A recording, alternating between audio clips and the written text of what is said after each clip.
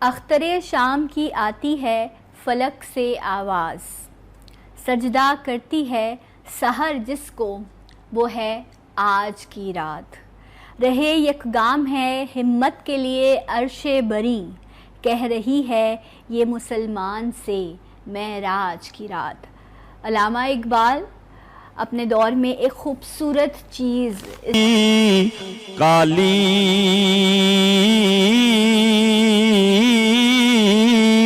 میں سنیا اٹھیوں نے آنا، وہ جند مونڈے تے کملی کالی میں سنیا اٹھیوں نے آنا، وہ جند مونڈے تے کملی کالی۔ اول حمد ثنا الہی جو مالک ہر ہر دا۔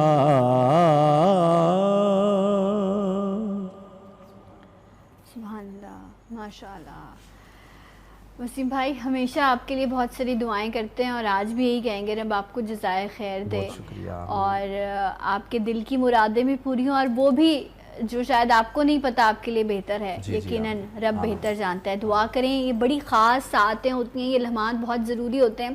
اور کسی کے لیے دعا کرنے میں آپ کا کوئی پیسہ خرچ نہیں ہوتا، لیکن آپ کا نیت کا عمل دخل، جو اندر سے بھی کسی کے لیے آواز آ رہی ہو نا کہ نہیں یار میں اس سے تھوڑا سا وہ کرتا ہوں، ذرا ہمت کر کے اس کے لیے دل سے دعا کر کے دیکھیے، اپنے اندر کی اس نفرت کو توڑ کے اپنے اندر پازیٹیو انرجی جمع کر کے دیکھیے۔ یہ یقیناً یہ جو پیاری ساعتیں ہوتی ہیں نا، یہ پیارے لمحات ہوتے ہیں، یہ ہمیں پیکج مل رہے ہوتے ہیں کہ ہم زیادہ سے زیادہ چیزوں کو سمیٹیں، اپنے آپ کو پازیٹیو کریں، اور تو اس میں ان ساعتوں کو اپنے اندر سموئیے اور اب چیزوں کو بہتر کرنے کی کوشش کیجیے۔ آج کی جو رات ہے شب معراج کی رات، اس کے حوالے سے یہ خصوصی پروگرام آپ دیکھ رہے ہیں۔ پروفیسر صاحب، معراج ہے کیا، اور جن کو معراج نصیب ہوتی ہے پھر ان کی زندگیوں میں فرق کیا پڑتا ہے؟ الحمدللہ رب العالمین والصلاة والسلام علی سید الانبیاء والمرسلین۔ اعوذ باللہ من الشیطان الرجیم، بسم اللہ الرحمن الرحیم۔ سبحان الذی اسری بعبدہ لیلا من المسجد الحرام الی المسجد الاقصی الذی بارکنا حولہ لنریہ من آیاتنا انہ هو السمیع البصیر۔ صدق اللہ العظیم۔ معراج دراصل بلندی کو کہتے ہیں اور اوپر کی جانب بڑھنے کو کہتے ہیں، یہ اس کے اصطلاحی معنی ہیں جو آپ نے لفظ معراج استعمال کیا۔ اور آج کی اس رات کو شب معراج اسی لیے کہا جاتا ہے کہ یہ وہ رات ہے کہ جس رات میں اسرا یعنی کہ رات کا سفر ہوا، اور نبی کریم علیہ الصلاۃ والسلام رب تعالیٰ کے حکم پر اور رب تعالیٰ کے انویٹیشن پر رب سے ملاقات کرنے کی غرض سے آپ زمین سے اور پھر بلندیوں کی جانب آپ نے سفر کیا، جو کہ پہلے سدرۃ المنتہا اور پھر اس کے بعد لامکان تک پہنچا۔ اور بے شک نبی کریم علیہ الصلاۃ والسلام کی معراج کی بلندیوں کا حال یہ تھا کہ آپ اس نقطۂ کمال تک پہنچے کہ جب آپ نے اپنے رب تعالیٰ کا براہ راست بغیر کسی حجاب کے، بغیر کسی پردے کے مشاہدہ کیا۔ تو یہ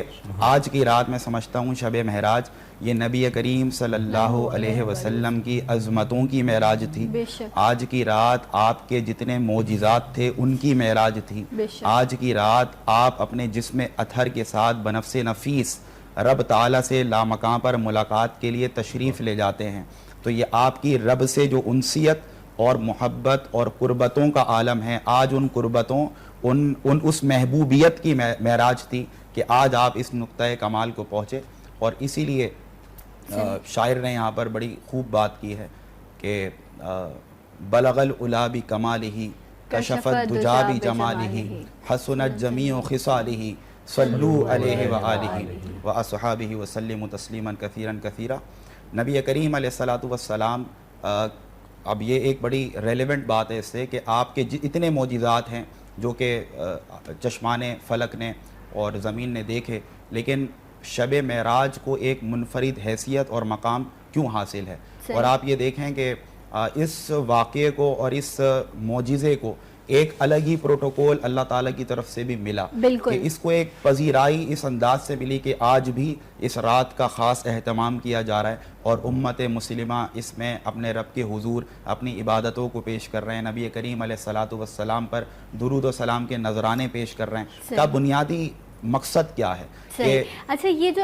شب معراج کے حوالے سے جو ہم بات کر رہے ہیں, یقیناً بہت سارے اس وقت میرے جو دیکھنے والے ہیں وہ یقیناً اس واقعے سے واقف ہوں گے, انہوں نے اس کو پڑھا ہوگا, اور لازم بھی ہے کہ آپ جانیں, آپ کے بچے ان تمام چیزوں کو جانیں, اور پھر اس کے بعد جب آپ ایک چیز کو سمجھ کر اور پھر آپ اس کے حوالے سے عبادت کرتے ہیں تو اس کا زیادہ آپ کے اوپر جو ہے وہ اثر آتا ہے. سو میں چاہوں گی کیونکہ وقت کی بھی ہمارے پاس کمی ہوتی ہے, سو یہ جو واقعہ ہے کہ آپ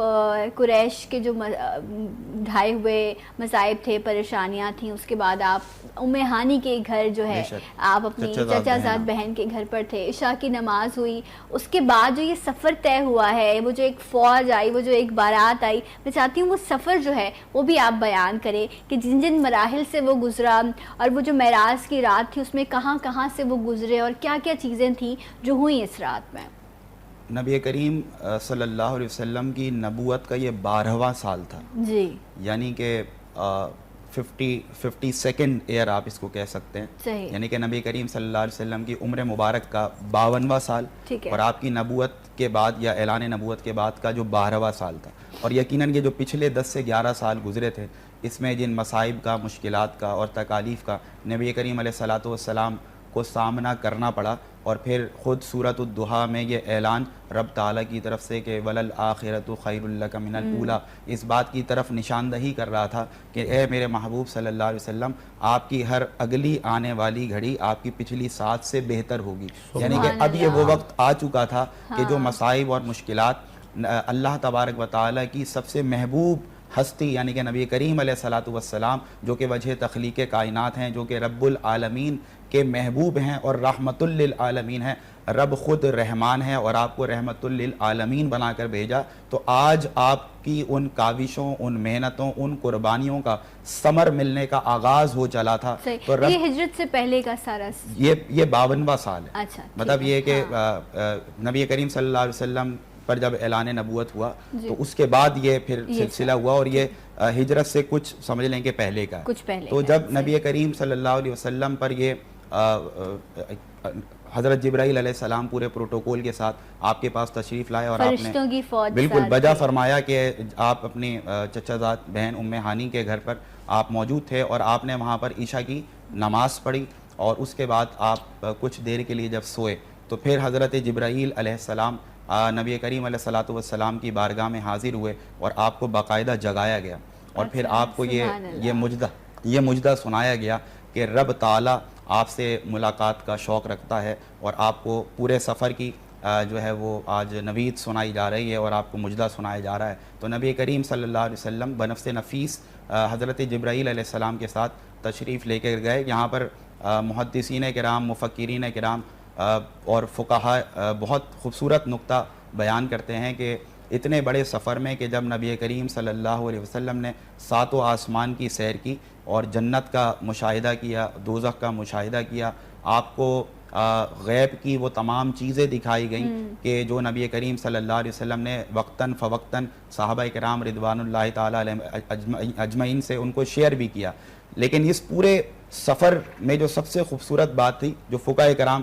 جس بات کی طرف اشارہ کرتے ہیں کہ اتنا بڑا سفر اور پھر سدرۃ المنتہا تک پہنچنا, اور اس کے بعد نبی کریم صلی اللہ علیہ وسلم کا مکان تک کا سفر, یہ ایک طویل المیعاد سفر ہے کہ جس میں بہت ساری منازل اور بہت سارے مراحل ہیں. تو پھر اس وقت جب آپ واپس آئے تو پھر تو کائنات کو کئی دن یا کئی مہینے آگے جانا چاہیے تھا کہ وہ کافی دن یا مہینے گزر چکے ہوتے جب نبی کریم صلی اللہ علیہ وسلم واپس آتے. نہیں, ایسا نہیں ہوا, بلکہ جب آپ نبی کریم صلی اللہ علیہ وسلم پہلے جب آپ نے بیت المقدس کا سفر باندھا اور پھر وہاں پہنچے اور پھر وہاں سے آگے تک پھر واپس آئے, اس پورے دوران کائنات کے نظام کو اور کائنات کے وقت کو روک دیا گیا تھا. یعنی کہ جب جانے کائنات میں نہ ہو تو پھر کائنات ساکت ہو جاتی ہے. جیسے جسم سے اگر روح کو نکال دو تو جسم جو ہے وہ ساکت ہو جاتا ہے, بے جان ہو جاتا ہے. اسی لیے جب نبی کریم صلی اللہ علیہ وسلم روح کائنات بھی ہیں، آپ وجہ تخلیق کائنات بھی ہیں اور آپ روح کائنات بھی ہیں، کہ جب آپ اس کائنات میں ہیں تو یہ کائنات کا نظام چل رہا ہے اور یہ جان اس میں موجود ہے. لیکن نبی کریم صلی اللہ علیہ وسلم کا تشریف لے کر جانے کا مطلب یہ تھا کہ اب کائنات کا نظام ساکت ہو چکا ہے. اچھا یہ روحانی سفر تھا، کیونکہ جسمانی طور پر تو یہ ایسا نہیں ہوا نا، روحانی طور پر. اس سفر کو 3 حصوں میں تقسیم کیا گیا. ٹھیک ہے. ایک تو وہ حصہ ہے کہ جس کو ہم سفر بشری کہہ سکتے ہیں، کہ آپ بنفس نفیس جب آپ مسجد الحرام سے اور مسجد اقصیٰ تک کا آپ نے سفر کیا تو اس کو فقہا فرماتے ہیں کہ یہ سفر بشری کہلاتا ہے. اس کے بعد جب مسجد اقصیٰ سے حضرت جبرائیل علیہ السلام کے ساتھ آپ مزید آگے بڑھتے ہیں اور 7 آسمانوں کی، جنت کی اور دوزخ کی آپ مشاہدات کرتے ہوئے جب آپ سدرۃ المنتہا تک پہنچتے ہیں تو پھر یہاں یہ وہ موقع آتا ہے، یہ وہ نقطہ آتا ہے، یہ وہ جگہ آتی ہے کہ جب حضرت محمد مصطفیٰ صلی اللہ علیہ وسلم کی بارگاہ میں خود جبرائیل امین عرض کرتے ہیں کہ یا رسول اللہ اب اس سے آگے جبرائیل نہیں بڑھ سکتا، کیونکہ اب اس سے آگے اگر جبرائیل بال برابر بھی بڑھا تو جبرائیل کے پر جل جائیں گے. تو اس کا مطلب یہ ہوا کہ یہاں تک جو آپ کا سفر نورانی تھا وہ بھی اپنے اختتام کو پہنچا، وہ اس کی بھی تکمیل ہوئی. یعنی کہ اس سے آگے اب فرشتوں کو بھی یہ اجازت نہیں ہے یا فرشتوں کو بھی یہ اللہ تعالیٰ کی طرف سے پرمیشن نہیں ہے کہ وہ اس لائن سے یا اس سدرۃ المنتہا سے وہ اپنے کراس کر سکیں، آگے بڑھ سکیں. اور اسی لیے شاعر نے کہا کہ حضرت جبرائیل کے حوالے سے یہ شعر اکثر جو ہے وہ پڑھا جاتا ہے کہ پہنچ کے سدرہ پہ روح الامی یہ کہنے لگے، پہنچ کے سدرہ پہ روح الامی یہ کہنے لگے اب اس سے آگے کا رستہ حضور جانتے ہیں. یعنی کہ یہ وہ نقطہ تھا جہاں پر جبرائیل کی بھی اس سے آگے رسائی نہیں تھی. اگر آج اس نقطہ بلندی اور نقطہ معراج سے آگے کسی کی رسائی تھی تو وہ نبی کریم علیہ الصلوۃ والسلام رب تعالیٰ کے محبوب کی ذات. ٹھیک ہے. اچھا اسی نقطے پہ میں چاہوں گی ہم اس کو آگے بھی یقیناً سنیں گے، لیکن میں چاہتی ہوں کہ یہ جب انہوں نے شعر بھی پڑھا ہے اس حوالے سے یا کوئی اور اس مناسبت سے آپ کلام پیش کر دیں گے تو وہ بہت اس سے مل جائے گا. سہانی رات تھی پرسکون زمانہ تھا، اثر میں ڈوبا ہوا جذب عاشقانہ تھا. انہیں تو عرش پر محبوب کو بلانا تھا، طلب تھی دید کی معراج کا بہانہ تھا. سر لامکاں سے طلب ہوئی، سر لامکاں سے طلب ہوئی، سوئے منتہا وہ چلے نبی. سر لامکاں سے طلب ہوئی، سوئے منتہا وہ چلے نبی. کوئی حد ہے ان کے عروج کی، کوئی حد ہے ان کے عروج کی. صلو علیہ وآلہ، صلو علیہ وآلہ. جس چاہا در پہ بلا لیا، جسے چاہا اپنا بنا لیا، جسے چاہا در پہ بلا لیا، جسے چاہا اپنا بنا لیا. یہ بڑے کرم کے ہیں فیصلے، یہ بڑے کرم کے ہیں فیصلے، یہ بڑے نصیب کی بات ہے. صلو علیہ وآلہ، صلو علیہ وآلہ. میں برو سے لاکھ برا سے ہی مگر ان سے ہے میرا واسطہ، میں برو سے لاکھ برا سہی، مگر ان سے ہے میرا واسطہ، میری لاج رکھنا میرے خدا، میری لاج رکھنا میرے خدا، یہ تیرے حبیب کی بات ہے، میری لاج رکھنا میرے خدا، یہ تیرے حبیب کی بات ہے، صلو علیہ وآلہ۔ نور کی نوری محفل پہ چادر تنی نور کی، نور پھیلا ہوا آج کی رات ہے، چاندنی میں ڈوبے ہوئے دو جہاں، چاندنی میں ڈوبے ہوئے دو جہاں، کون جلوہ نما آج کی رات ہے، کون جلوہ نما آج کی رات ہے، عرش پر دھوم ہے، فرش پر دھوم ہے، عرش پر دھوم ہے، فرش پر دھوم ہے وہ بدبخت جو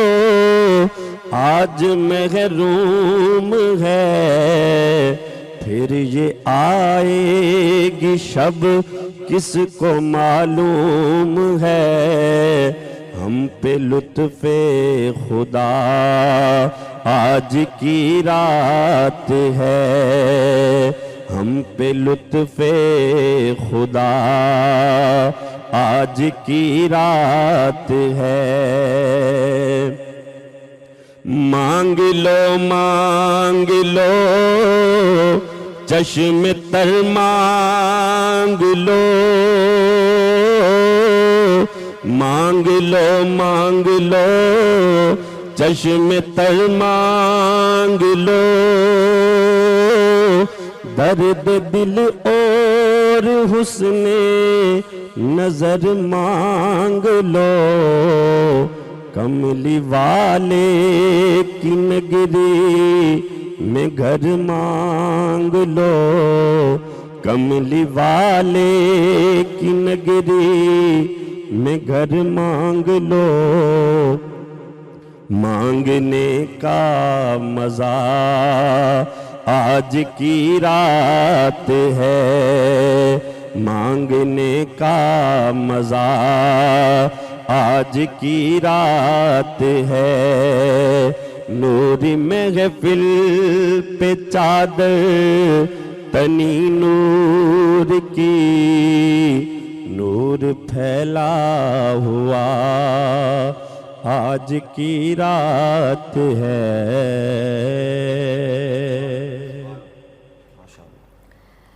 سبحان اللہ، سبحان اللہ۔ آج کی خوبصورت بابرکت رحمتوں والی رات، اور شاعر نے کتنی خوبصورت بات لکھی نا کہ یہ کوئی نہیں جانتا کہ ہمیں پھر یہ رات نصیب ہو یا نہ ہو، یہ ساتیں یہ گھڑیاں ایسے ہی رہیں گے، لیکن یہ جو جسم ہے یہ ہمارا ساتھ چھوڑ جائے گا۔ زندگی بہت بے وفا چیز ہے، اس لیے اس کے ہر لمحے سے آپ وفا کرنے کی کوشش کیجئے، اور یہ گھڑیاں یہ ساتیں ہمیں نصیب ہوئی ہیں، اپنے لیے دعا کیجئے، اور خاص کر کے نبی کریم صلی اللہ علیہ وسلم کی ذات اقدس پر جتنا ہو سکتا ہے آج درود پاک جو ہے وہ پڑھیے، اس کی برکت سے رب ہمارے معاملات آسان کرے، ہماری مشکلوں کو حل کرے، اور اس سے بڑھ کر وہ لوگ جو اس دنیا سے جا چکے ہیں، جو ہمارے پیارے، جو ہماری دعاؤں اور ہماری تمام تر اچھے کاموں کے منتظر ہوتے ہیں، ان کے لیے بھی آج کی رات ایصال ثواب جو ہے وہ ضرور کیجیے گا۔ پروفیسر سمیر احمد ہمارے ساتھ موجود ہیں، اور بات ہو رہی تھی کہ سدرۃ المنتہا تک پہنچا گیا، اس کے بعد جبریل امین نے کہا کہ میرے پر جل جائیں گے، میں اس سے آگے نہیں جا سکتا، اور اس سے آگے کا رستہ حضور جانتے ہیں، حضور جانتے نبی ہیں۔ کریم صلی سبحان اللہ علیہ وسلم نے اس سدرۃ المنتہا کے بعد ملأ الاعلیٰ کی طرف اور لامکاں کا جب سفر باندھا تو اس کے بعد روایتوں میں یہ بھی آتا ہے کہ جو سواری براق جس کے اوپر سوار ہو کر آپ نبی کریم علیہ الصلوۃ والسلام یہاں تک پہنچے، اس سواری کو بھی تبدیل کیا گیا اور ایک نورانی قسم کی مخلوق تھی کہ جس پر سوار ہو کر پھر آپ ملأ الاعلیٰ کی طرف روانہ ہوئے۔ اب یہاں پر سب ذہنوں میں اور خاص طور پر مسلمانوں کے ذہنوں میں، عشاق رسولوں کے رسول کے ذہنوں میں یہ سوال ہوتا ہے کہ آخر وہ بلندیاں کیا تھیں اور رب کے مشاہدات کا کیا عالم تھا۔ تو اس کے لیے بھی قرآن ہمیں بڑی خوبصورت ایک آیت بتاتا ہے جس کی تفسیر ہمیں بتاتی ہے کہ وہ مقام کیا تھا اور وہ مشاہدہ کیسا تھا اور وہ قربتیں کس عروج اور کس معراج اور وہی ہمارے لیے جاننا ضروری ہے۔ اللہ تبارک و تعالیٰ قرآن مجید و فرقان حمید میں ارشاد فرماتا ہے فَكَانَ قَابَ قَوْسَيْنِ أَوْ أَدْنَى، یعنی کہ اور پھر وہ، یعنی کہ اللہ اور رسول ایسے ایک ہوئے یا ایسے قریب ہوئے کہ جیسے کہ دو کمان، او ادنا، بلکہ اس سے بھی زیادہ قریب۔ اب یہاں پر لوگوں کے ذہن میں ایک بات آتی ہے کہ یہاں تو ملن کی بات ہو رہی ہے، ملاقات کی بات ہو رہی ہے، قربتوں کی بات ہو رہی ہے، تو پھر یہاں پر کمان یعنی کہ جنگی ہتھیار کا کیوں یہاں پر ذکر ہوا؟ تو تفسیر میں آتا ہے کہ عرب کا ایک رواج تھا، اور وہ رواج یہ تھا کہ جب دو قبائل آپس میں کوئی صلح کرتے تھے یا اپنے ایک دوسرے کے ساتھ مرجر کا اعلان کرتے تھے تو دونوں قبیلوں کے سردار پہاڑ پر چڑھ کر اپنی قوموں کو جمع کرتے تھے اور اپنی ایک سردار اپنی کمان، دوسرا سردار اپنی کمان، دونوں کو کمانوں کو ملا کر یہ اعلان کیا جاتا تھا، جوڑ کر قریب کر یہ اعلان کیا جاتا تھا کہ آج سے یہ دو قبائل ایک ہیں، جو اس قبیلے کا دوست ہے وہ دوسرے قبیلے کا دوست ہے، جو اس قبیلے کا دشمن ہے وہ دوسرے قبیلے کا دشمن ہے۔ تو فَكَانَ قَابَ قَوْسَيْنِ أَوْ أَدْنَى، کہ اللہ اور اس کا محبوب ایسے قریب ہوئے جیسے کہ دو کمان، بلکہ اس سے بھی زیادہ قریب کا مجدہ یہ ہے اور اس کی تفسیر یہ ہے کہ آج یہ اعلان ہو چلا شب معراج کہ اللہ اور اس کا محبوب اس قدر قریب ہو چکے ہیں کہ جو آج سے رب کا دوست ہے وہ مصطفیٰ کا دوست ہے، اور جو مصطفیٰ کا دشمن ہے وہ رب کا دشمن ہے۔ یہ وہ اعلان قربت تھا، اور وہ آج نبی کریم صلی اللہ علیہ وسلم کی اس موقع پر جو کہ فکانہ قاب قوسین کی تفسیر ہے کا اعلان ہو چلا تھا۔ صحیح، تو یہ ہمیں ایک خاص میسج جو ہے یہ ملتا ہے، اور یہ بہت امپورٹنٹ ہے کہ یقیناً ہمارا ایمان مکمل ہوتا ہے کہ ہم یقیناً رب کی توحید ہے، اور اس سے بڑھ کر جو ہے وہ نبی کریم صلی اللہ علیہ وسلم کی جو ذات پر آپ کا یقین ہے، آپ کا بلیو ہے، یہ دونوں چیزیں ہی آپ کو ایک مکمل جو ہے وہ مسلمان بناتی ہیں۔ یہ مجھے بتائیے کہ یہ جو تخفیف کی گئی ہے، جو نمازوں کا تحفہ تھا جو امتیوں کے لیے نبی کریم صلی اللہ علیہ وسلم معراج کی رات جو لے کر آئے، اس کے حوالے سے کیونکہ وقت کم ہے تو میں مختصراً چاہوں گی، ہمارے ناظرین جانتے ہیں اور بارہا انہوں نے یہ بات بار بار انہوں نے سنی ہوگی، اور اب محافل کا سلسلہ کیونکہ سب جگہ چل پڑا ہے تو وہ سنیں گے بھی۔ یہاں پر بھی میں اس موقع سے فائدہ اٹھاتے ہوئے یہ نقطہ بھی یہاں پر بیان کرنا چاہتا ہوں کہ یقیناً 50 نمازیں آپ نبی کریم علیہ الصلوۃ والسلام کی امت پر فرض کی گئیں۔ جب آپ واپس آئے تو حضرت موسیٰ کلیم اللہ علیہ السلام نے آپ صلی اللہ علیہ وسلم سے عرض کیا، یا رسول اللہ آپ کی امت 50 نمازیں نہیں پڑھ سکتی۔ پھر آپ جاتے گئے، واپس آتے گئے، تخفیف ہوتی گئی۔ بارہا یہ واقعات ہم نے کتابوں میں اور ممبروں سے اور علماء سے سنے ہیں، لیکن ادھر بھی ایک بڑی پیاری بات ہے۔ دیکھیں موسیٰ علیہ السلام یہ بات جانتے ہیں کہ حضور کی امت 50 نمازیں نہیں پڑھ سکتی۔ رتبے میں اعلیٰ کون ہے؟ نبی کریم علیہ الصلوۃ والسلام، آپ تو سید الانبیاء ہیں، انبیاء کے بھی سردار ہیں، تو جو علم موسیٰ علیہ السلام کو ہوگا اس سے زیادہ علم کوئی مفکر اس بات کا انکار، کوئی عالم اس بات کا انکار، کوئی ذی شعور انسان اس بات کا انکار کر ہی نہیں سکتا کہ نبی کریم علیہ الصلوۃ والسلام کا علم، اس میں کوئی دو رائے نہیں ہے کہ تمام انبیاء سے زیادہ تھا۔ تو نبی کریم علیہ الصلوۃ والسلام بھی جانتے ہوں گے کہ واقعی میری امت 50 نمازیں نہیں پڑھ سکتی۔ پھر یہ بھی سائیڈ میں رکھ دیں، اللہ رب العزت کی ذات تو ہر چیز پر قادر ہے اور ہر غیب سے واقف ہے. اللہ تبارک و تعالیٰ بھی جانتا تھا کہ میرے محبوب نے بار بار جانا ہے اور بار بار, ایک روایت کے مطابق کہ آپ 9 بار آئے اور آپ 9 بار گئے, اس میں مختلف روایتیں ملتی ہیں, لیکن اللہ کو یہ پتا تھا کہ میرے محبوب نے بار بار جانا ہے اور بار بار آنا ہے. تو اللہ تبارک و تعالیٰ چاہتا تو پہلی بار میں کہتا کہ اے محبوب آپ کو کئی بار آنا اور جانا پڑے گا, آپ کو میں ایک ہی بار بتا دیتا ہوں کہ 5 نمازیں ہوں گی جس پر آپ کا اور ہمارا ایگریمنٹ ہوگا کہ آپ اپنی امت سے 5 نمازیں فرض ہیں یہ آپ پڑھوا لیں. لیکن سمجھ میں کیا آیا کہ کیوں پھر بار بار آتے اور جاتے رہے, جبکہ موسیٰ کو بھی پتا ہے اور نبی کریم علیہ السلام کو بھی پتا ہے اور رب کو خود پتا ہے, پھر یہ بار بار آنے اور جانے کا سلسلہ کیوں کر ہوا؟ اسی لیے ہوا کہ اللہ تبارک و تعالی بھی چاہتا تھا کہ اس کا محبوب اس کی بارگاہ میں اس کے تجلیات انوار کا مشاہدہ کرنے بار بار اس کی بارگاہ میں آئے. خود حضور بھی چاہتے تھے کہ وہ رب کی بارگاہ میں جا کر بار بار اپنے رب کا مشاہدہ کریں. اور موسیٰ علیہ السلام جو بھیج رہے تھے وہ اس لیے کہ موسیٰ علیہ السلام نے کوہ طور پر جو رب سے گزارش کی اور وہ بے ہوش ہو گئے. یہی جو ہے یہ خوبصورتی ہے, اور یقیناً رب جانتا ہے, اور جب رب جانتا ہے تو رب کا محبوب کیسے نہ جانتا. لیکن یہ بہانہ تھا, اور اس رات کی خاصیت کو اور اس کی اہمیت کو ہمیں سمجھنا ہے. وقت میرے پاس بالکل ختم ہو گیا. پروفیسر صاحب آپ کا بہت شکریہ, وسیم عباسی صاحب آپ کا بہت شکریہ. اپنا خیال رکھیے گا اور آج کی خاص عبادتوں میں دعاؤں میں ہمیں بھی یاد رکھیے گا. پھر آپ سے ملاقات ہوگی. اللہ حافظ.